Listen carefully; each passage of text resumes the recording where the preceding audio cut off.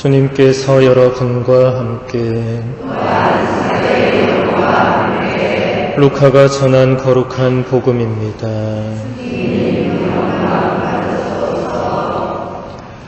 그때 목자들이 베들레헴으로 서둘러 가서 마리아와 요셉과 구유에 누운 아기를 찾아냈다. 목자들은 아기를 보고 나서 그 아기에 관하여 들은 말을 알려주었다. 그것을 들은 이들은 모두 목자들이 자기들에게 전한 말에 놀라워하였다. 그러나 마리아는 이 모든 일을 마음속에 간직하고 곰곰이 되새겼다. 목자들은 천사가 자기들에게 말한 대로 듣고 본 모든 것에 대하여 하느님을 찬양하고 찬미하며 돌아갔다. 여드레가 차서 아기에게 할례를 베풀게 되자 그 이름을 예수라고 하였다. 그것은 아기가 잉태되기 전에 천사가 일러준 이름이었다. 주님의 말씀입니다.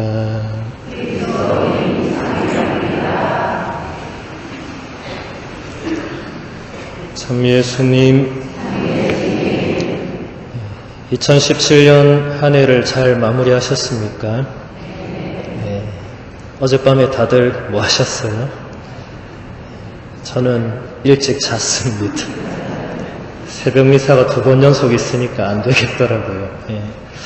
뭔가 한 해를 마무리하는 작업을 해야지 하고 있는데 잠이 너무 와가지고 그냥 자야겠다 하고 이렇게 한 해를 이렇게 보내면 안 되는데 아무튼 새해가 또 이렇게 밝아왔습니다. 우리 교회는 해마다 1월 1일을 천주의 성모 마리아 대축일로 지내고 있습니다.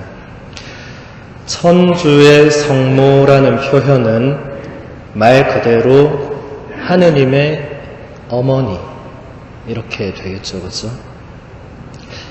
지금 우리는 하느님의 어머니라는 표현을 그냥 이렇게 미사 안에서 쓰고 있지만은 성모님께 이 호칭이 부여되기까지는 정말 수많은 우여곡절이 있었습니다. 이 호칭은 교부들이 이단을 거슬러 싸우면서 정통 교리를 수호하는 과정에서 생겨나게 되었습니다. 4세기 알렉산드리아의 주교였던 아타나시오 성인은 아리우스 이단을 거슬러서 그리스도교 신앙의 진리를 지키는 데에 평생을 바쳤던 분입니다. 아리우스라는 이름 들어보신 적 있습니까? 네. 한 2-3분 계시네요. 네. 아리우스는 원래 사제였습니다. 그것도 아주 똑똑하고 아주 유명한 설교가였습니다. 근데 아리우스 신부가 어느 날부터 예수 그리스도는 신이 아니다. 이런 설교를 하기 시작했습니다. 매우 특별한 피조물이지만 신은 아니다. 왜냐하면 하느님은 한 분밖에 없기 때문에 아무리 아들이라고 하지만 신과 똑같을 수가 없다. 그러니까 신자들이 전부 다 고개를 끄덕끄덕 하는 거예요. 그죠? 이렇게 해서 교회가 완전히 분열될 지경에 처했습니다. 그래서 325년에 니케아라는 곳에서 제1차 보편 공의회가 열리게 됩니다. 이 공의회에서 아리우스는 단죄를 받고 파문을 당하게 됩니다. 그리고 예수님은 하느님과 본질적으로 똑같다 라는 내용의 신앙 고백문이 만들어집니다. 그리스어로 호모우시오스라고 굉장히 중요한 단어입니다. 호모는 똑같다. 우시아는 본질, 본성, 본체, 천성, 여러 가지 뜻이 있는데 어쨌든 예수님은 하느님과 본질적으로, 그러니까 신성이 똑같다라는 것입니다. 이 동일 본질의 개념이 바로 아타나시오 성인께서 아리우스 이단을 거슬러 주장한 학설의 중심입니다.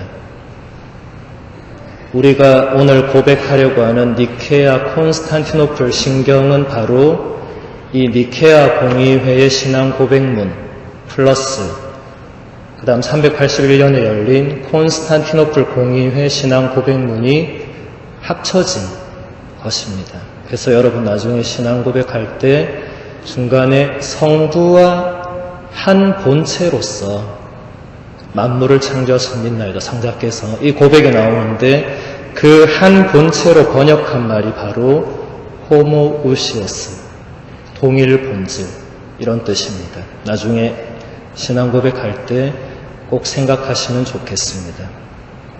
아타나시오 성인은 이런 말을 하셨습니다.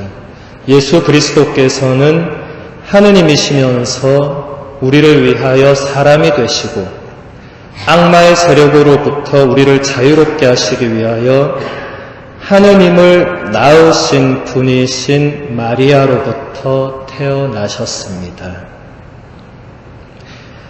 아타나시오 성인은 그리스도의 신성을 지켜낸 대표적인 교부입니다. 그와 동시에 성모님의 이 어머니성, 모성을 수호한 분이기도 합니다. 성인은 지금 성모님께 하느님을 낳으신 분이시다. 이런 호칭을 부여하고 있습니다.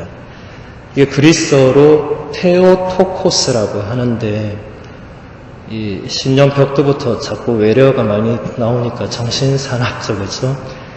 근데 천주의 성모를 설명하려면 어쩔 수가 없습니다. 네. 테오토코스는 테오스 플러스 토코스입니다. 테오스는 하느님, 토코스는 이 어떤 아이를 낳은 여성, 이 아이를 낳는 어떤 기능, 역할, 존재 뭐 이런 여러 가지 의미가 있습니다. 사실 이 호칭은 예수님의 신성과 아주 긴밀하게 연결이 되어 있습니다. 성자 예수님께서 영원으로부터 성부 하느님에게서 태어나신 만큼 예수님의 신성은 언제나 변함이 없습니다. 이것이 우리 신앙의 핵심입니다. 그렇기 때문에 성자를 낳으신 성모님 또한 언제나 변함없이 하느님의 어머니라고 불리울 수가 있다라는 것입니다. 이렇게 해서 다 끝난 줄 알았는데 100년 정도 지나가지고 콘스탄티노플의 주교였던 네스토리우스라는 인물이 100년 전엔 사제 한 명이 난리를 치고 이번엔 주교가 이제 이 주교님이 가만히 생각을 해보니까 이 테오토코스 이게 아무리 생각해도 안 맞단 말이죠. 하느님을 낳는다는 게 말 자체가 안 되잖아요. 그죠? 예. 그래서 이분이 이렇게 부르면 안 될 것 같고 다른 걸 자꾸 생각을 하기 시작한 거예요. 또 이분이 속해 있는 그 학파가 이제 안티오키아 학파라는 굉장히 그 당시 퍼져있던 학파가 있었는데 그쪽에서는 예수님 안에서의 그 신성과 인성을 굉장히 엄격하게 구분하는 그런 경향이 있었습니다. 아무래도 영향을 이 네스토리우스 주교가 받다 보니까 하느님의 어머니라는 표현은 이건 진짜 말이 안 된다. 이렇게 이제 생각을 하고 그래서 이제 네스토리우스가 이제 설교를 강론을 하면서 마리아에게서 태어난 예수님은 하느님은 아니고 인간 예수님이시기 때문에 마리아는 실제로 예수님의 어머니시고 그래서 마리아는 테오토코스라고 불리면 안 되고 크리스토토코스로 불려야 된다. 크리스토토코스는 그리스도죠, 그죠? 토코스 낳으신 분. 그러니까 그리스도를 낳으신 분이라고 불려야 된다. 이렇게 또 강론을 하기 시작했어요. 또 사람들이 또 그래, 저 주교님 말씀하시는데 당연히 옳은 말씀이지 하고 또 교회가 분열될 지경에 이르렀습니다.